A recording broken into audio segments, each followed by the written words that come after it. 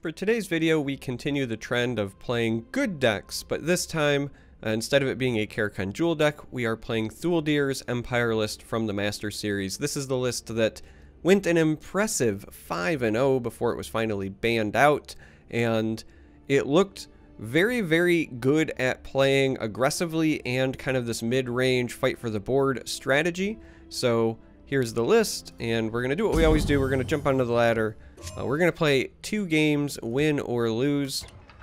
But even if I go 0-2 with this thing, I think it's kind of proved its merit, because if you go to an event like the Master Series and you go 5-0 on a list, you don't lose a single game against some of the best players in the world, then the list is good. It's just possible, and I'm just throwing this out here, it's just possible that maybe if I go like 0-2, it's because I'm just not as good of a player as Thuldir, who is arguably one of, if not the best player in the game. I really love Pit Lion, but I don't think we keep him without guaranteed activator, and mulliganing trying to find them feels pretty bad, so I think we do this instead. I do, however, really like just aggressively trying to take this field lane here.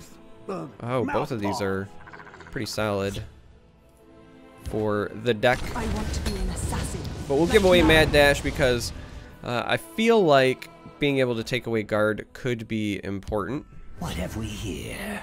Although on second thought, I actually feel like the Mad Dash thing might have been a small mistake here. Now, this is going to come over and get the +2/+2 and likely try to trade into this. So we will be able to bring that back with this the following turn. But we're going to go ahead and put this here, because if we have too many creatures over here, it'll get to be massive. We don't want that. So, hey look, Mad Dash. It's like we saw that coming, right? My skills move in shadow.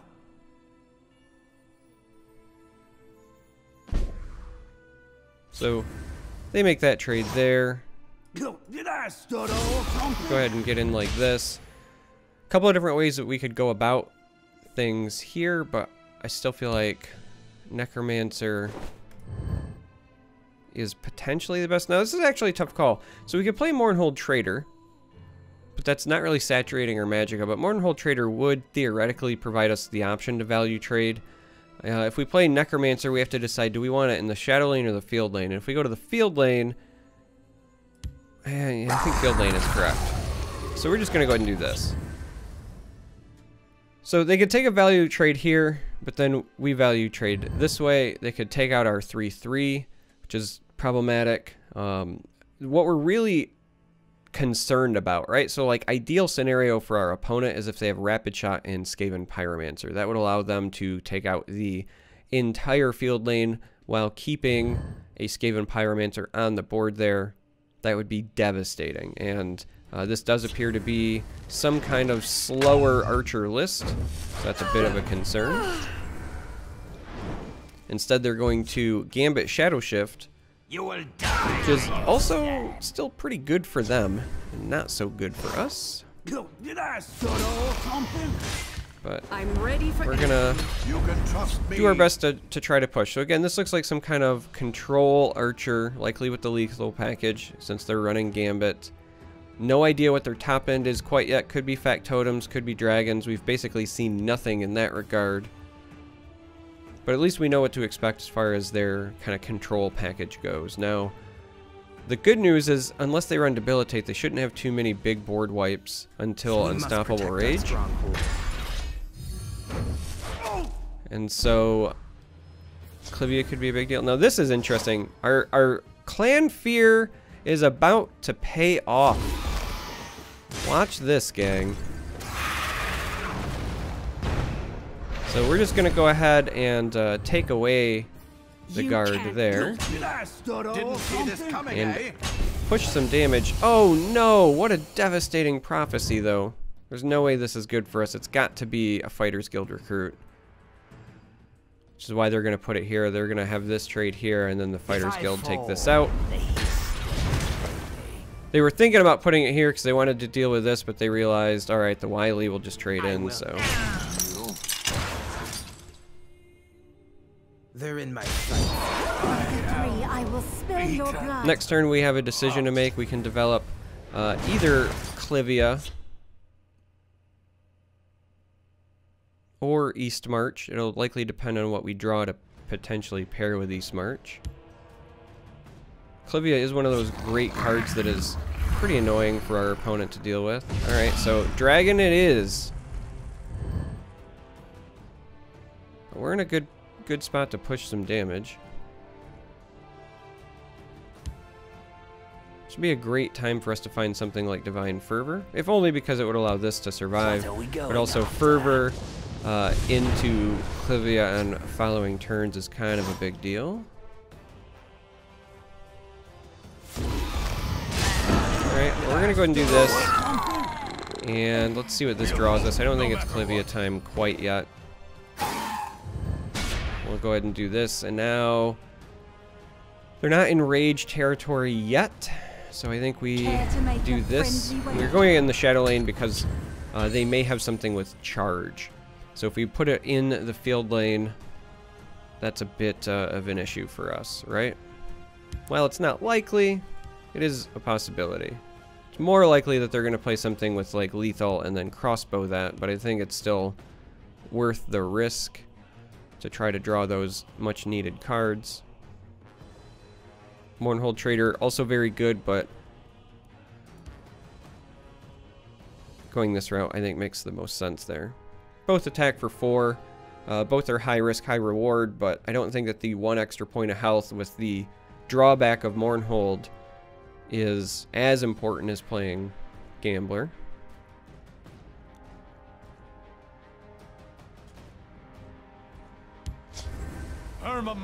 Hey, remember when I was saying that they might have cards that have charge? Turns out they do in fact have cards with charge. Now they also apparently have cards with silence, so that's very bad for us. Let's do this. And they can clear all of these if they have a rapid shot or some other source of 1 damage.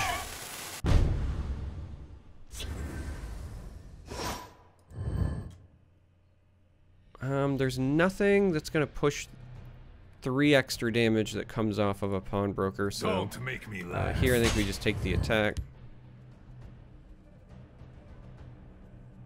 I think we go ahead and do this and this. Clivia will summon the creatures in each lane, and this is giving us a good way to try to threaten lethal from all sides. Now, obviously debilitate hurts, because that would prevent lethal. If they're doing that, they don't have debilitate. Now they can use a crossbow to clean this up. And they missed their shot. Because of the contract, they still have 4 magicka available. We press on. Okay. Let's do this. Time to fight. Let's do this. So I believe they can clear up everything but the pawnbroker here. And so we need 1 damage somehow. My business is none of theirs. Maybe we get the Nord Firebrand? Maybe we live the Nord Firebrand dream? Have business with House Halalu.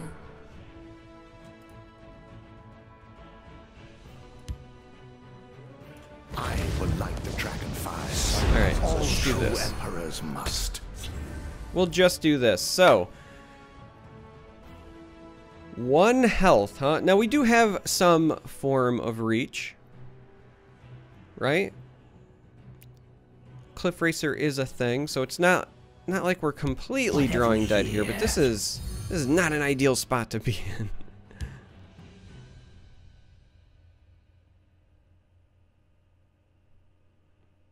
We just have to keep going wide and doing our best. Okay, so they're gonna go with the shackle there, and then likely play guards or removal over here on the other side. Yeah, they break the rune. See, this is the old double-edged sword of Varen. All right, they can't stop the Shadow Lane. We'll take the concede. I was about to say Varen sometimes comes back to bite you. I mean, we were just playing it for the 4-6 body, but if you watch the Master Series, you know I have some strong thoughts about Varen. Oh. Alright, let's go ahead and jump into another game here.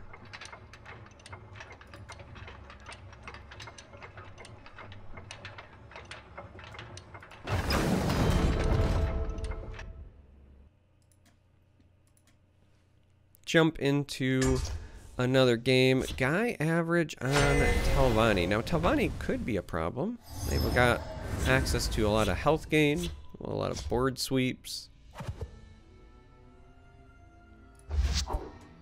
I think we keep the Kiva. We want the 2-drop. I think we throw those back because we're hunting for 1-drops. This is a deck that does run a fair number of 1-drops. Did not find any, however. Maybe we get lucky in top deck 1? No. And what's worse is we've got this clunky Pit Lion, and the rest of our hand is not going to allow us to play it anytime soon. So that will likely be the result of, yeah, and the Fervor. This will be like late game where we're playing, I think, multiple threats, trying to make things work. The waters of Tree Minder over there, huh? Well, let's get over there to contest it, if you will, but also secretly trying to set up Pit Lion to get it out of our hand and get it pushing damage. I fly like the wind and the shadows protect me. Interesting that they're hiding everything over there in that shadow lane. We're gonna also kind of try to set up shop here because against Telvanni, you do have to worry about Face me. Viper, right? So Territorial Viper is not your friend. All right, this would be really annoying if we did not have this Edict in hand, and it's kind of annoying because I would prefer to develop multiple threats here, but let's just go ahead and get in there. Prophecy right out of the gate. That's not very kind.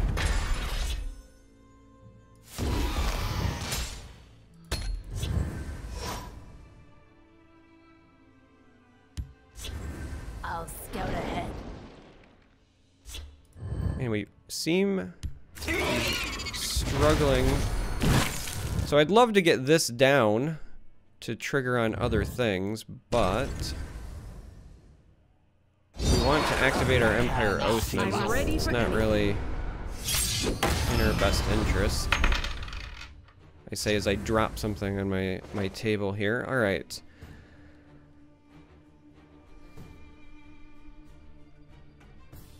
This actually, I think, is going to be better served with a Divine Fervor turn. We want to take this because, honestly, we don't want to give them access to the Drain. The reason we want a Divine Fervor turn is because we need to make the value trade here. This is just going to die to the lethal. I mean, there's not a lot we can really do about that. This should help you. Wow, answer after answer. It's almost like we're playing against Telvanni.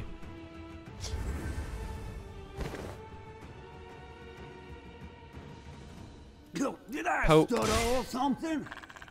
And right now this is +1/+1 and drain, but I think the reality is we just do this. Time to act.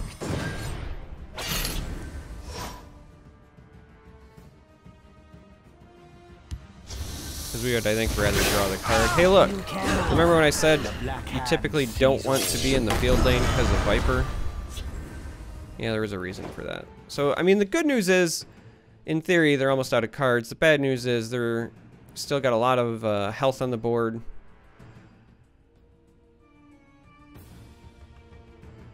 Kind of locked us out of the shadow lane. How do we want to handle this? This draws us a card. Plus Marked Man. Plus Oathman.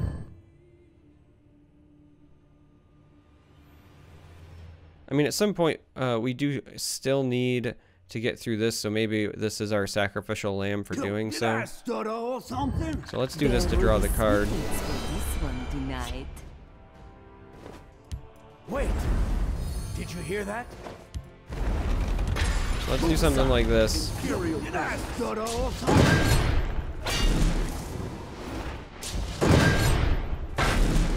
It's not looking great for us, but I think that's our best option as we try to find this quest to push damage. And kind of continues to slow us down, however. This one will be going. Did I stutter or something? I'll take them with me. Of course I'm on your Have side. business with See what this gives us. Thuldir. The guard. That doesn't help us much at all. Well, I think we have to take it. I think this one might end up being a loss. Maybe we could have got there if it weren't for the prophecy and the priest hitting fervor. I think those were kind of the big We'll see about this. moments. Mother of We could still top deck Cliff Racer.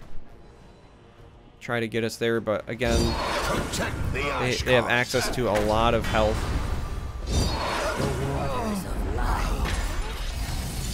Face me, dog.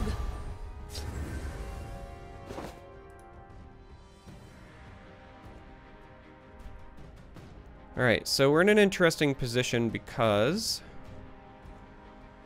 Oculatus Agent over here can steal Charge to get 2 damage in. It can steal Guard to push 2 damage in, essentially, because this trades, and then this attacks. It could steal Lethal just to make things slightly more clunky for our opponent. There's a lot of options there. But I think We'll hold, no matter what. doing this makes the most sense just to see what we end up with. My business is none of theirs. Let's do this. Didn't see this coming, eh? I'm ready for anything. I don't think that the 2 damage is as important. This trades here. This trades here. They get the guard. For the Emperor. But yeah, I think we take the lethal here. Because we want at least to try to keep the Cliff Racer alive. This here was important because if they attack here, this gets shackled, but also they have to give us a rune. For the Ashkar. Victory, I will spill your blood. Another. We'll see about this. So we're hoping for something good there. Not quite good enough. And naturally, they have the conscription on curve. That's a bit of an issue. Guard there. Shackle there. Makes an awful lot of sense.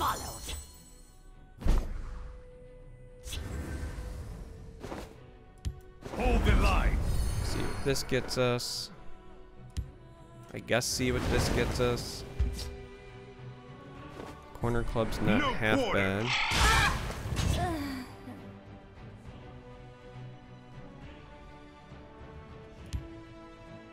I'll find you. Guess a we'll just finest do this return and to make pray. a friendly wager. We'll do this and pray. Suppose there's an argument to be made about this should have just overwrote this. Face me. Because this is just going to end up dying here anyway. So that is probably a misplay on my part. Oh, that Black Hand Messenger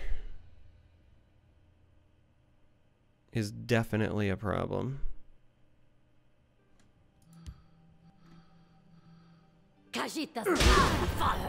They've gained, what, 10 health, now 12 health from Black Hand Messengers alone.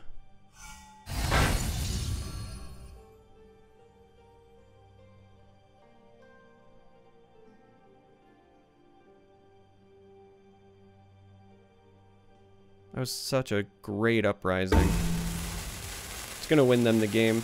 It's a little bit sad, but it's going to win them the game. Oh, they're going to gain even more. So they're going to be at 14 health from Blackhand Messengers. I remember when that card was lambasted for being bad. My sails move in shadow. And just to slap us in the face, that's a fair. Well, we'll just play it and concede. So 1-1, still respectable. Again, I don't think that it's a problem with the list as much as it just was the. And they had the answer for that too. The exact every answer that Telvanni had in this particular matchup. I did make the one play mistake last turn, but with them having Uprising, like let's be honest, it just didn't matter.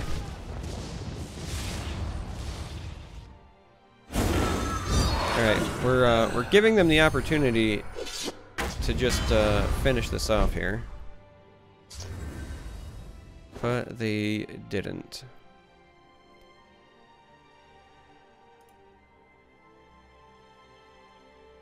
Yeah, okay. Not sure I fully understand that, but maybe this saves us?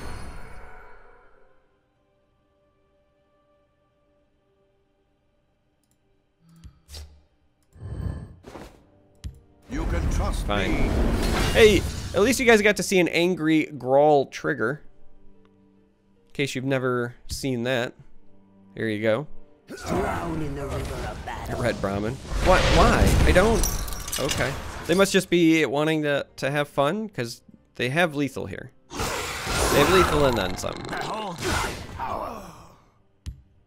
You'll never see me coming. I'll scout ahead. Takes them to 15. Is there ever a scenario where we could do 15? I think the answer is no. So I think we just concede here, because I don't have time for people that just don't take lethal over and over again. I've got stuff to do. But nonetheless, again, don't think that was necessarily a problem with the list. That was just, you know, sometimes when you play against a control deck, they just draw better than you. And having the perfect answers at the perfect time is how you win with control, right? Like, if they don't have it, you probably win. If they do have it, there's literally nothing you can do. That's it. So, anyway, if you made it this far, thanks for watching. I think tomorrow we're going to do maybe some aggro Crusader, something like really red-based. So, let's... yeah, I think we'll do that. But anyway, thanks for watching. Until next time, may you walk on warm sands.